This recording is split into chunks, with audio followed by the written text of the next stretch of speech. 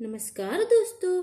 आज मैं दीपावली के दिन सुने जाने वाली महालक्ष्मी कथा सुनाने जा रही हूँ। R R R Verma channel में आप सभी का स्वागत है। मेरे चैनल को सब्सक्राइब करें, लाइक करें, शेयर करें, बेल बटन अवश्य दबाएं। आपका यह प्रयास हमारे लिए बहुत महत्व रखता है। पहली कथा, भगवान राम का अयोध्या लौटना। भगवान राम जब माता कैकेयी द्वारा दिए गए 14 वर्ष के वनवास को पूरा करके और रावण का वध करके वापिस अयोध्या लौटे थे, तब उनके आने की खुशी में लोगों ने घरों में दीपमालाएं सजाई थी और इसी खुशी में दिवाली मनाई जाती है। दूसरी कथा, लकड़हारे की नासमझी। एक बार एक राजा ने एक लकड़हारे से खुश होकर उसे चंदन की लकड़ी का जंगल भेंट किया, लेकिन लकड़हारा तो लकड़हारा ही था। उसने चंदन के जंगल में से चंदन की लकड़ियां काटी और उसे घर ले जाकर जलाकर भोजन बनाने के लिए प्रयोग करता था। जब राजा को यह बात अपने गुप्तचरों से पता चली तो उन्होंने समझ आया कि पैसा सिर्फ मेहनत से नहीं, बुद्धि से भी हासिल किया जाता है। इसीलिए दिवाली के दिन माँ लक्ष्मी के साथ भगवान गणेश जी की भी पूजा की जाती है, ताकि व्यक्ति को धन के साथ साथ उसे प्रयोग करने की योग्यता भी मिले। तीसरी कथा, लक्ष्मी जी और साहूकार की कथा। एक साहूकार था जिसकी बेटी हमेशा पीपल के पेड़ पर पानी चढ़ाने जाती थी। जिस पेड़ पर वह पानी चढ़ाती थी उस पर माँ लक्ष्मी का निवास था। एक दिन लक्ष्मी जी ने साहूकार की बेटी से कहा कि मैं तुम्हारी मित्र बनना चाहती हूँ। इस पर साहूकार की बेटी ने कहा, मैं अपने पिता से पूछकर बताऊंगी। लड़की ने अपने पिता को सारी बात बताई। तब साहूकार ने हाँ कह दिया। इस तरह माँ लक्ष्मी और साहूकार की बेटी की दोस्ती हो गई। एक दिन माँ लक्ष्मी ने साहूकार की बेटी को अपने घर पर बुलाया और उसका खूब स्वागत किया। उसे अच्छे से अच्छे व्यंजन परोसे।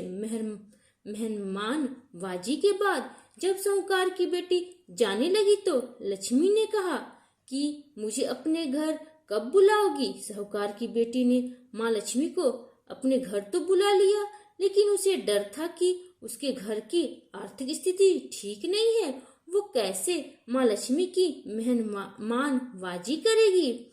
जब वो यह बात साहूकार को पता चली तो उसने अपनी बेटी से कहा, तुम फौरन मिट्टी से चौका लगाकर साफ सफाई कर दे, 4 बत्ती के मुख वाला दिया जला और लक्ष्मी जी का नाम लेकर बैठ जा। उसी समय एक चील किसी रानी का नौलखा लेकर उसके पास डाल के चली गई। साहूकार की बेटी ने उसे बेचकर माँ लक्ष्मी के लिए अच्छा भोजन बनाया।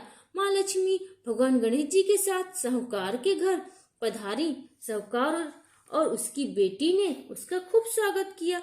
इस खातिरदारी से प्रसन्न होकर माँ लक्ष्मी ने उन्हें आशीर्वाद दिया और साहूकार बहुत अमीर बन गया। चौथी कथा, राजा इंद्र और बलि की कथा। एक बार देवताओं के राजा इंद्र से डरकर राक्षस राजा वाली कहीं जाकर छिप गए। राजा इंद्र उन्हें खोजते खोजते एक खाली घर में पहुंचे।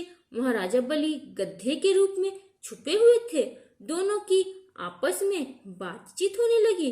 बातचीत चल रही थी कि इतने में राजा बलि के शरीर से एक स्त्री बाहर निकली। जब देवताओं के राजा इंद्र ने उनसे पूछा तो स्त्री ने कहा, मैं देवी लक्ष्मी हूँ। स्वभाववश एक स्थान पर टिककर नहीं रह सकती, लेकिन मैं उस स्थान पर स्थिर होकर रहती ही जहाँ सत्य, दान, व्रत, धर्म, पुण्य, पराक्रम, तप आदि रहते हैं। जो व्यक्ति सत्यवादी होता है, ब्राह्मणों का हितैषी होता है, धर्म की मर्यादा का पालन करता है, उसी के यहाँ मैं निवास करती हूँ। इस तरह यह बात स्पष्ट है कि माँ लक्ष्मी केवल वही स्थायी रूप से निवास करती हैं जहाँ अच्छे गुणी व्यक्ति निवास करते हैं। पांचवी कथा, भगवान कृष्ण और नरकासुर की।